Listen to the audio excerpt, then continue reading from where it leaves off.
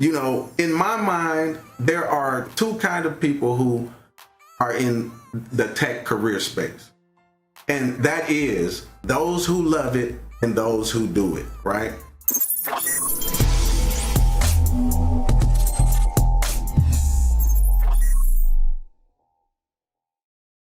What's going on, Tech fam?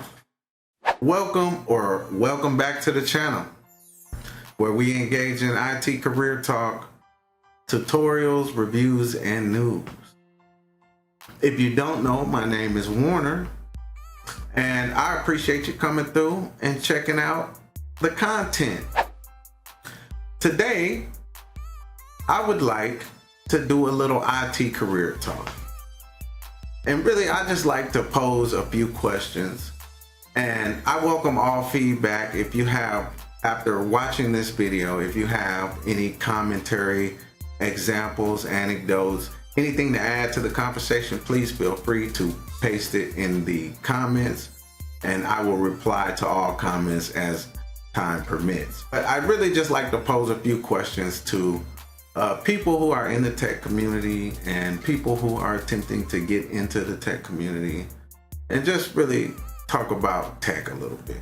So I'm sure by the title, you might know one of the questions. So I'm just gonna go ahead and pose it, and that is your tech career progressing?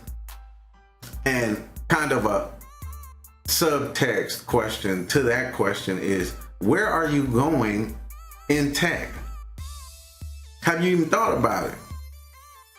Are you finding it challenging? Have you been in tech for 3, 4, 5, 8, 10 years and still in the same position? I've heard stories of people being on help desk for 6 years. And I don't think there's anything wrong with that. If you enjoy assisting users through help desk, you don't need to go anywhere else. You are satisfied with where your career is. But for those people who, you know, set up kind of goal markers for their career progress and they want to develop more, is it happening for you? Do you see your future in tech, and what are you doing to facilitate that growth?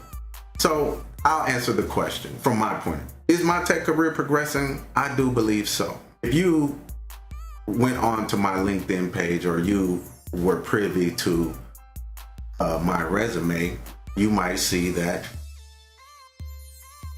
I've been moving up, or what I consider up, in my tech career over the last 8 years, steadily. You know, and this is something I think about quite a lot. I'm the type of person where I set projections, or I set goals for every aspect of my life, really, not just in my career. I do it in my personal life. I'm one of those order-oriented people. So I plan everything. And so I set kind of projections and goals. This is where I want to be in 2 years, or this is where I think I might be in 3 years if I do this, if I do that. So currently I'm here, I'm in the present, and I see several opportunities in front of me. And I can see that if I take this opportunity, this is where I think I might end up, or might be in 2 or 3 years. If I go this way, this is where I think I might end up or be in a few years. And then I choose where I want to be, what sounds the most favorable to me, and then I start doing everything to help facilitate that eventuality. So if I choose this path, then that's where I'm going. So for instance, I've been in tech. I wasn't always in tech. Now, I'm just a little background to give you context. I hadn't worked in tech until up about 6, 7 years ago. I technically 10, but I don't really count that, you know. I used to be a construction craft laborer. That's what I did for a career. That's how I earned a living. I worked with my hands outside, wherever I had to. And, you know, there's nothing wrong with it. It paid the bills. It helped me do what I needed to do.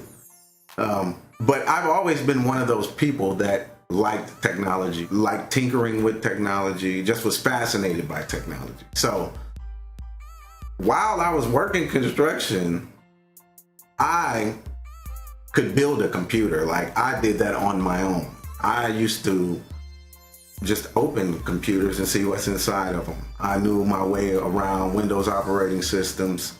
I knew my way around computers, all just from sitting at a computer for hours, clicking buttons and looking at stuff. I became the people around me's computer guy just from them finding out that I had so much knowledge about computers, just on my own accord. Had never studied anything about computers, never looked at a book about computers, nothing. So when I decided that I didn't want to be in construction anymore, I was like, what am I gonna do to make a living in something that I want to do? And the idea landed on tech. Well, I play with computers all the time. I work with computers every day in my own little studio. I used to do music production, and I had a bunch of computer equipment, and I used to have to keep it all running and going and all that stuff too. So, I was very familiar with how to hook up a computer, how to change out RAM, how to change out video cards, how to install sound cards. I did all of that on my own, just from my own research. So I was like, yeah, I'm gonna go the computer route, and I'm switching careers. I'm tired of working myself to death out here in this sun and in these elements. And so that's what I did. I decided I was going to go after tech, and I've got videos on this channel about that journey, so I won't go any further in that. But I said all that to say, you have to make a decision about what you're going to do about your career and where you want to go in your career and how you're going to get there. And so when you find yourself in a situation where you look up and you've been in this job, desk side support for 8 years or 6 years. Now, if that's where you want to be and you happy with that, by all means continue. You're done. Congratulations. A lot of people don't find that level of comfortability with where they're stationed at that particular time in their life. So congratulations. But for those who are like, well, I'm here, but I don't want to be here, I want to be somewhere else, the question is, what are you doing to move out of where you are? If you don't find enough time to seek out and pick up the information you need in order to make the moves you need to make, then you'll never make those moves. You'll never be in a position to make those moves. A big thing about opportunity is individuals being in a place to take advantage of the opportunity. Opportunity can come and kick your front door down, but if you ain't ready to accept the opportunity, you're not going to be able to get the opportunity. So what are you doing to sharpen your skills? What are you doing to make yourself more desirable as a tech professional in your world? And if the answer to that question is nothing, then you know exactly what you have to do then. You have to turn that nothing into something. It's time to start thinking about where I want to be in the next 3, the next 5, the next 8 years. What am I going to do to get there? Do I need more skills, more education? Should I go get a degree? Should I check out these certifications that are available? Should I take this course? Should I take this boot camp? You have to start thinking about these questions and weighing the pros and cons of each of those choices to make the best decision for yourself. Now, in the same vein, in my mind, there are 2 kinds of people who are in the tech career space. And that is those who love it and those who do it, right? There are people who just love technology, and they would do it if they didn't get paid for it just because they love the technology. And there are people who it's just a job to them, just like working at McDonald's or working in a factory. They want to go, clock in, do their 8 hours, clock out, and don't want to have to think about it no more for the rest of the day. They want to go watch football and, you know, go to concerts and do things that people do in their off time. And there's, you know, nothing wrong with that. But those two particular personalities, however you go about living your life, your attitude, those particular attitudes affect the outcomes you experience in your life, right?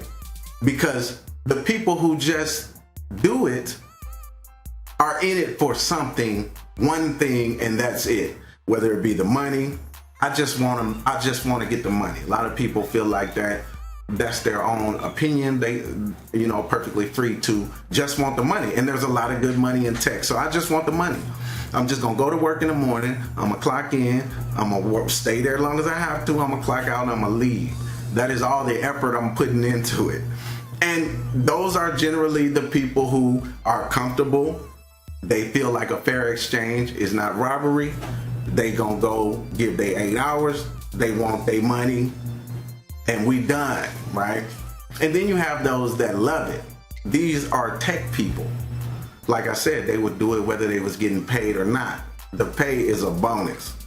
And everybody needs to make a living. Come on, we live in the real world. We live in a capitalist society. We live in a consumer-driven society. People want things. You have to be able to pay for your existence. So yes, everyone, that's going to be a factor.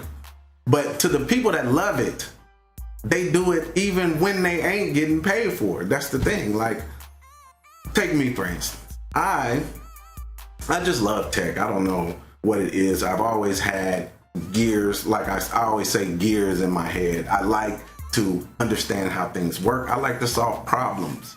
So it's always been a thing to me. Like I said, I used to work construction. I was a construction craft laborer for 8 years. And the whole time I was doing that, I would come home and mess around in my lab. I've always had a computer lab. No one ever had to tell me to build a computer lab. It was just something I naturally did on my own because I liked messing around with computers.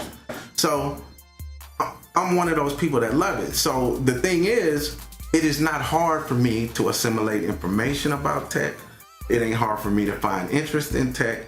And there is so many different aspects of technology and different ways you can go and roads you can go down. It's just like Candyland, you know, to someone who loves it. And so these people find it effortless to learn new technologies, to do new things in tech, and to be on the cutting edge or bleeding edge of all the latest and greatest in technology because they are interested in that. So it's nothing for them to progress through a tech career with ease. They find it relatively easy. The people who just do it, while you can definitely be successful just doing it, in my mind, it's a little bit harder to do for you all. You know, there's this saying that says, if you find something you love to do is never working, or something to that effect. It's not a job if you love to do it. And while it may be cliche as all get out, it is the truth. If you love to do it, it's not work to you. You ever been doing something and having so much fun at it, you look up, you've been doing it for 8 hours or 6 hours or 3 hours, and you're like, wow, where did the time go? That's because the time was not passing for you. You was enjoying what you were doing so much that, boom, time was nothing to you. So understanding that, I see the different ways that people move in the industry. There are people who can come into tech, who are just tech-driven people, enjoy tech, are interested in tech, and career explode, go to the moon, do everything in 3, 4, 5 years. And there's people who's been in tech for 20 years, and the most they've ever done, was get employee of the month at their little job, help desk job or something. They might have progressed up to the ranks to lead, desk support specialist or whatever path that they're in. But they don't generally tend to see the dynamic movement in their career. They're happy, or it just doesn't move as dynamically as an enthusiastic IT pro. In my mind, you know what I'm saying? And feel free to disagree with me, and feel free to, explain your side of the argument if that be the case. So when a person who just does it goes to add to their skill set or needs to add to their skill set, it doesn't come naturally to them. They have to go seek out, what do I need to do to learn this? What do I need to do to learn that? And there's a lot of resources out there for you to find out what you need to do to learn this and what you need to do to learn that. But one thing I cannot stress enough, there is no shortcut. Shortcuts always don't end well. I mean, anything is possible, but it doesn't usually end well when you take shortcuts, because you miss something vital in the process of taking a shortcut. Something that was vital to your overall understanding of your environment and everything else. So I think it's very important to be happy or content in the journey. Every step of this journey is giving you the wisdom and added skill set to make you a more complete professional. Every step. When you start skipping steps, you start losing little tidbits of information and judgment that you would otherwise have if you had taken the slow course through the journey, right? Are you at least staying informed on new developments in the area that you're in? If you're in tech, if you're trying to get in tech, what are you doing to get your foot in the door? Are you going back to school? Are you trying to get certifications? Are you researching certifications? Are you joining forums? Are you taking courses? There's so much free content, watching videos on the internet about any subject, not just in tech, but particularly in tech, with tutorials and how-tos and so many YouTube channels just like this one and better that's got the information you need. Are you taking advantage of that information? Are you taking advantage of the available resources in order to help you progress in your career?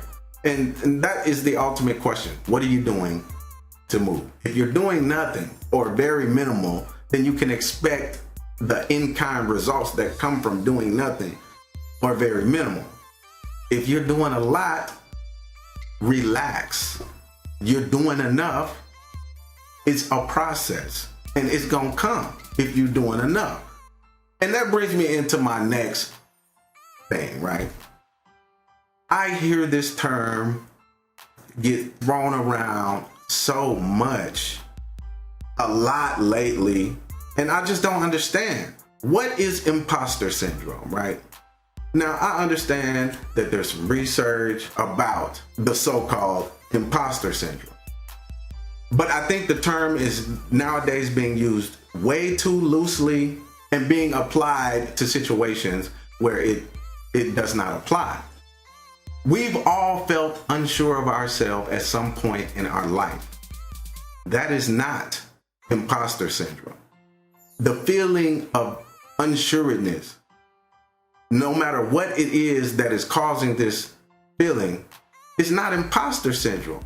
We've all felt unsure. It's a natural human emotion, a natural human reaction to the largely unknown. That's not imposter syndrome. I'm going to read a couple of segments from some articles I found on what imposter syndrome is, and we'll see what they says. And I'm giving you my opinion as I go along. Now, personally, I don't really, subscribe to the notion that everything is imposter syndrome, right? I believe that there is a such thing as imposter syndrome. I don't believe there's enough research to attribute it to one thing. In fact, I have my own opinion about the original research that was conducted on this topic, imposter syndrome, and I have my own opinion, which I think is actually more apt or accurate than what they said in the original research. But in my mind, like I said, and I've said this on a forum when people were discussing this before, skill, know-how, and experience build confidence. This is the number one thing. See, imposter syndrome is a deficit of confidence, right? And so understanding that, then we can kind of get to the root of why you may feel like an imposter or you have imposter syndrome, because you don't have the confidence that is required to do what it is that you think you're doing or trying to do, or whatever the case may be. See, when you know something, when you know it, no one can tell you that you don't. And the confidence you gain from knowing that you know is irrefutable, right? You're not going to even let no one tell you don't know what you're talking about, because you know this inside and out. You've done it 1,000 times. You've been doing it. I know this one me, right? So there's no room for an imposter syndrome or lack of confidence to come into that scenario. So when you go after, and nobody's telling you don't reach for the stars, don't reach big, anything is possible in tech, and you can reach it and do it. But when you start to feel like you are not good enough, let's examine what is making you feel that way. Because if you go into an interview and you begin to get asked questions that you don't know the answer to, or you can't particularly articulate, and you start to feel like, oh, it's imposter syndrome, well, you don't know the answer to the question and you can't articulate it. It's not that you're an imposter. You just don't know the required information. That can be easily remedied by learning the required information, right? Say you get a job, and I think this is what most of the feeling is. A lot of people get intimidated because they, let's just keep it all the way 100. They may have taken a shortcut or two. I'm working at McDonald's. I'm working at a factory making $12 or $13 or $15 an hour. And all around me, I'm seeing on the internet, I'm on the internet searching for remedies to my issues. And all I'm hearing is, oh, you can make 100 figures with IT, get a 6-figure job in IT, go learn the code, be 6 figures, go do this, get 6 figures. And you don't have no context to what that statement really means. You'll be like, oh, I'm gonna go get that. I'm gonna go code so I can get 6 figures. And then you go jump head first into it. And I'm gonna learn how to code from scratch with no tech bone in your body, nothing. You gonna go and sit down and do something as demanding as learning the complexities of a new technology, and you ain't never been interested in tech? Good luck. God bless you. But let's go do it, okay? So I go do it. I jump in head first, and I'm learning. I'm trying to assimilate some situations. I learn how to take tests. I learn how to pass tests. I go pass a couple tests. I get a couple of sheets of paper. I don't go home and do none of that stuff that I just learned. I don't have a lab. My free time gets spent doing other things. I submit resumes to jobs that I think gonna get me 6 figures. I'm telling them I got this certification, I got that certification, I got this skill, I got that skill. And I might have had that skill and I might got some of that skill. But an in-depth knowledge of all these subjects, I have not, and I know it. I'm hoping you don't, right? So I get the interview, I go. Interview seemed hard. I'm trying my best to answer the questions. I'm sweating, my throat hurt. I don't get the job. I keep interviewing though. Interview after interview, because I'm trying to get this job, and I got the certification that they told me if I go get, I'm gonna make $100,000. And I think I know what I'm doing, kind of. You know what I'm saying? In the interview, I'm not asking you certification questions. You know what I'm saying? I'm asking you practical, what happens if this happens? What do you need to do to fix it? What do you do with this, that, and the other? You can't answer these questions, and now you feel like an imposter. And I don't want to be harsh, and I don't want to be not understanding, but what else could you call it if you are in here portraying yourself to be something that you're not, or portraying yourself to know something that you do not? right? Let's not be so harsh as to call it you're being an imposter, but what you are doing is trying to skate. And sometimes skating work. You skated, you in there, you got the job. Somebody on the team you with come over and start asking you questions that they know you can't answer because it's gonna be intricacies that you can't know because you knew, right? And they start looking at you with the side eye.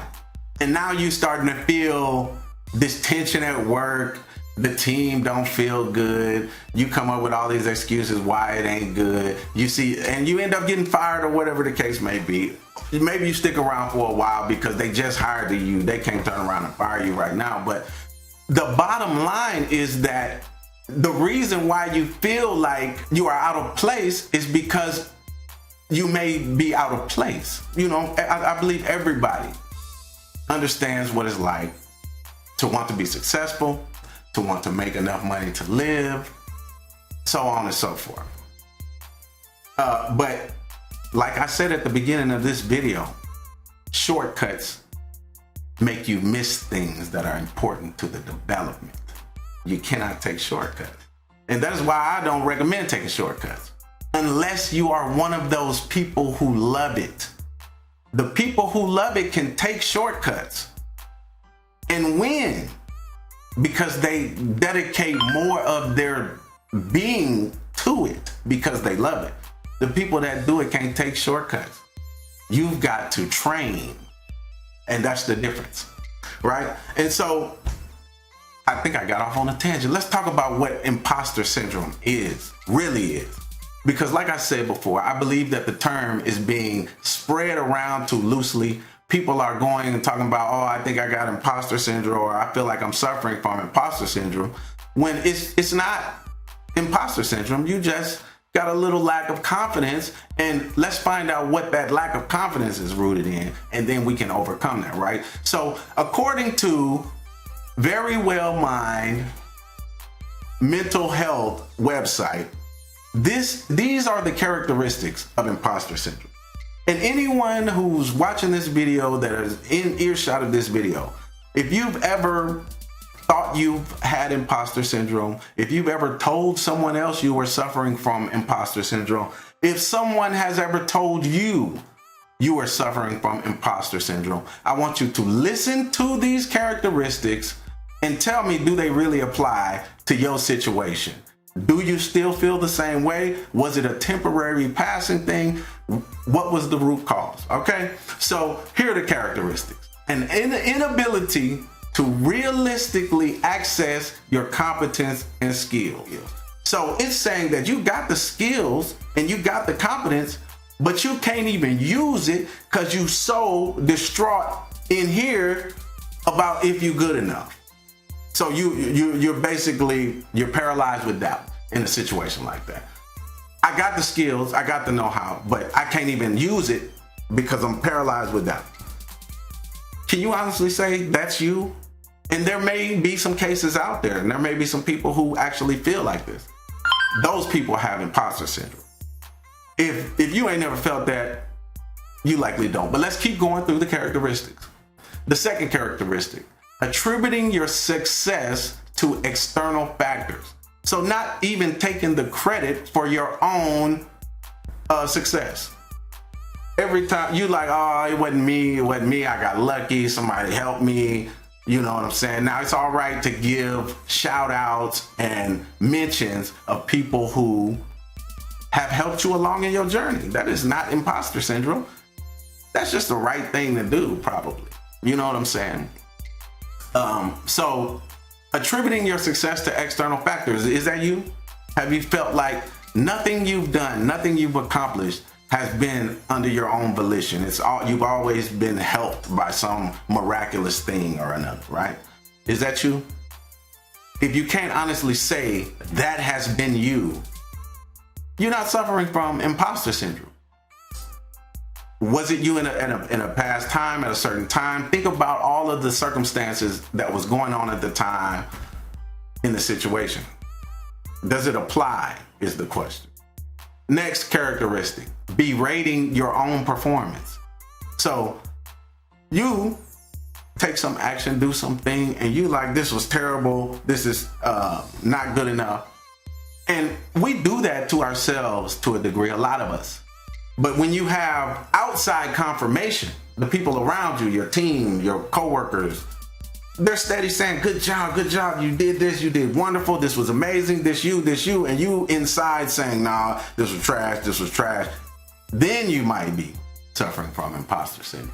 And we want to get to the root of why you feel like that. But the way you can build your own confidence and confirm whether or not you are in fact doing a good job and being successful is by the outside people saying, hey, you did a good job. You did a good job. This was a good thing. We like this. This is, wow, this is amazing. You can accept that because all of these people outside ain't gonna be saying that if it were not the case. Trust me. That's one thing you can know. Next characteristic, the fear that you won't live up to expectations. And to me, this shouldn't even be a characteristic of imposter syndrome because this is in life.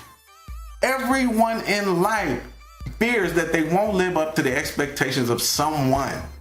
And just to touch on the original research of imposter syndrome, it was a case study in a limited field, a limited category of women during a time when misogyny was at an all-time high. And that's all I'm gonna say about it, but come on.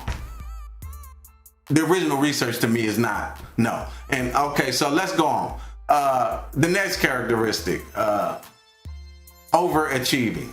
Now this is a strange one to me because I wouldn't attribute overachieving to a lack of self-esteem, which is what is kind of part and parcel to the imposter syndrome phenomenon. Now, there are some people who, just are driven to do more. And I guess you can call that overachieving. But I don't think you can hold that up as detrimental. You know what I'm saying? And this is just my personal opinion, but if we more often than not will say that it's beneficial than detrimental overachieving. Depends on the circumstance and the situation, but I wouldn't even attribute this to imposter syndrome. The next characteristic is sabotaging your own success. I will admit that I don't have a grasp of this statement. What do you mean sabotaging your own success? Who would do such a thing? Particularly someone who wants to be acknowledged for the things that they do. So sabotaging your own success, and how would you do such a thing? Maybe it's saying that when you're in the midst of doing whatever it is you're doing, writing a paper or whatever, you, I don't know, subconsciously on purpose don't do as well as you could because you're suffering from imposter syndrome. It's too murky. I don't know. The next characteristic says self-doubt. Now, obviously, everyone has suffered from self-doubt sometime in their life. Now, I would venture to say, I guess, if all throughout your day, your whole life, all you do is self-doubt, then yeah, you might be suffering from imposter syndrome. And, there's probably some help out there. But we all experience self-doubt. This is not an attribute.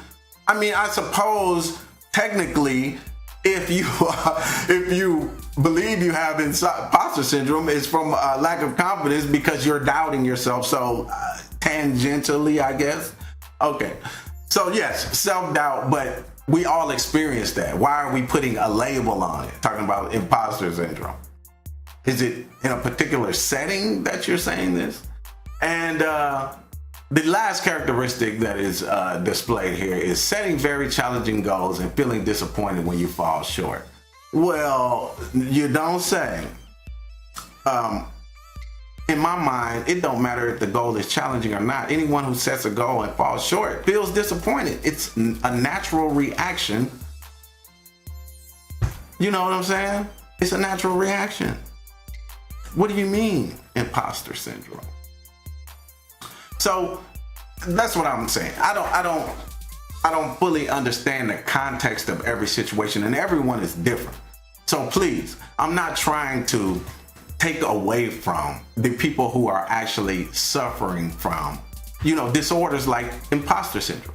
What I'm saying is that we are throwing this term around too loosely and applying it to every situation, and it does not apply to your situation. It ain't imposter syndrome.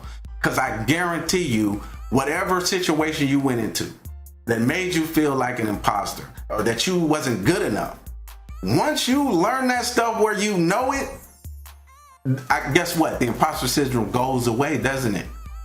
You don't feel like an imposter anymore because you're not an imposter. So you're not suffering from some kind of brain disorder or anything like that. There's a logical reason why you're having natural human emotional reactions to stimuli in your environment, in my opinion. But what do you think, Tech Fam? This is why I'm making this video. I want to know what anyone who sees this video, anyone in earshot of this video, what is your opinion on this subject? On all of these subjects, what are you doing in your tech career to progress it? Where are you going in tech? Are you trying to get in? Are you doing what it takes to grow in tech? These are the questions. If you've got something to say about it, please put it in the comments. If you're not already subscribed to the channel, feel free to go ahead and subscribe. I'm gonna be putting out more and more content. Please do us a favor and hit the like button. It helps the algorithm put these videos in front of people who may find them beneficial. And by all means, feel free to share all the videos on this channel with anyone who you feel might benefit from it. And until the next video, Tech Fam, peace.